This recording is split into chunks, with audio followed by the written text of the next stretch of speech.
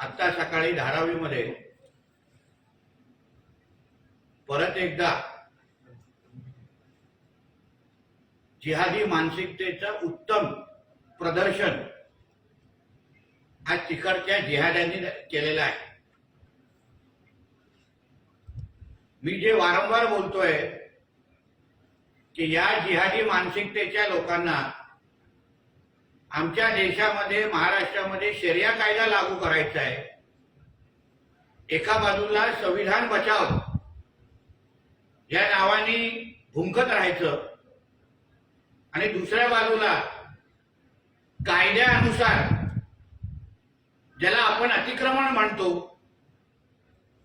आणि जे अतिक्रमण सिद्ध झाल्यानंतर मुंबई महापालिकेच्या माध्यमातून तिथे आज तोडण्यासाठी त्यांच्या पूर्ण टीम आली, तेव्हा तिकडच्या जिहाद्यांनी आज ते अतिक्रमण तोडायला दिलं नाही आणि त्याचबरोबर मुंबई महापालिकेच्या गाड्या पण फोडल्या।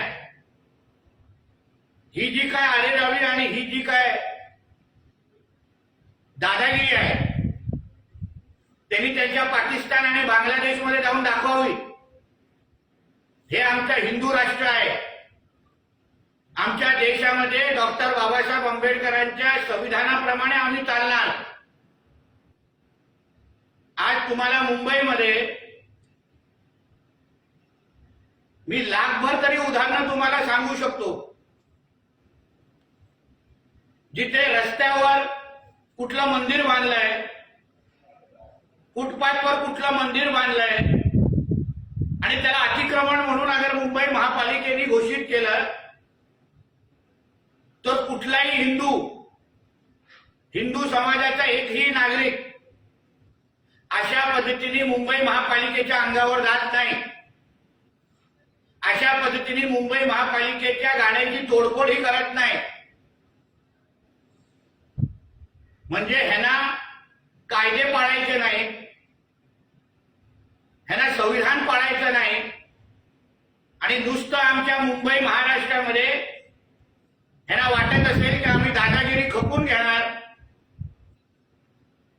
तर त्यांना जाग्यावर आणण्याचा सगळा कार्यक्रम आमच्याकडे तयार आहे। मस्जिदीच्या बाजूला वाढीव बांधकाम जे झालेलं आहे ते अनधिकृत आहे, ते सिद्ध झालेलं आहे।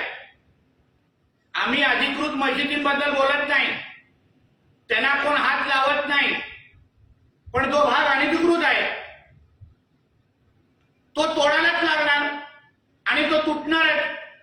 ह्यांनी कितीही आज तमाशा केला, कितीही महापालिकेच्या समोर दादागिरी केली, तर जो न्याय हिंदूंना लागतो, जो न्याय आमच्या मंदिरं आणि धर्मशाळांना लागतो, तोच न्याय ह्यांच्या ह्या मस्जिदीच्या अनधिकृत अतिक्रमणाला लागणार।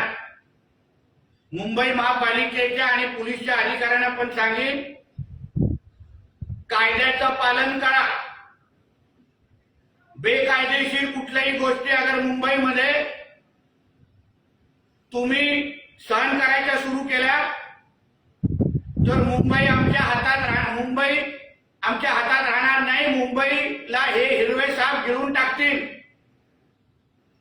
आज अगर तुम्ही ते अनधिकृत बांधकाम तोडले नाही तर मी तुम्हाला सांगतो त्या अनधिकृत बांधकामच्या समोर आम्ही मंदिराचं बांधकाम सुरू करणार आणि अगर तुम्हाला आमचं मंदिराचं बांधकाम थांबवायचं असेल तर तुम्हाला पहिलं ते अनधिकृत बांधकाम तोडायला लागेल, तरच आम्ही त्या मंदिराचं बांधकाम थांबवणार।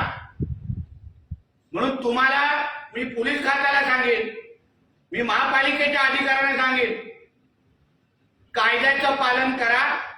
बेकायदेशीर गोष्टी कुठली सहन करायची नाही, नाहीतर धारावीमध्ये येऊन हिंदू समाजाला जो तांडव हिंदू समाज करेल तो या जिहाद्यांना सहन होणार नाही आणि मुंबईची परिस्थिती कायदा आणि सुव्यवस्था अगर उद्या बिघडली तर ह्याच्या जबाबदार हे जिहादी असतील। पहिले कायदे ते मोडतात, पहिल्या आमच्या मिरवणुकीवर ते दगड मारतात, पहिला हायकोर्टचा अपमान ते करतात आणि त्याला अगर आम्ही रिॲक्शन द्यायला गेलो तर मग आमच्यासारख्या लोकांना आमच्यासारख्या लोकांवर केसेस टाकले जातात. नितेश राणे दंगल घडवतो असं सांगितलं जातं. पण आज जी झालेली धारावीची घटना हे उत्तम उदाहरण आहे की कुठल्या पद्धतीने आमच्या देशात राहायचं, आमचं खायचं, पण कायदा शरिया कायदा पाळायचा. डॉक्टर बाबासाहेब आंबेडकरांचं संविधान पाळायचं नाही. म्हणून ते अनधिकृत बांधकाम जे मस्जिदीला लागून आहे धारावीमध्ये, पोलीस प्रशासन आणि महापालिकेने वेळेत ते काढून टाकावं. नाहीतर उद्या तिथे अगर परिस्थिती बिघडली त्याचे जबाबदार आम्ही नाही, असं स्पष्ट आजच्या निमित्ताने तुम्हाला सांगतो.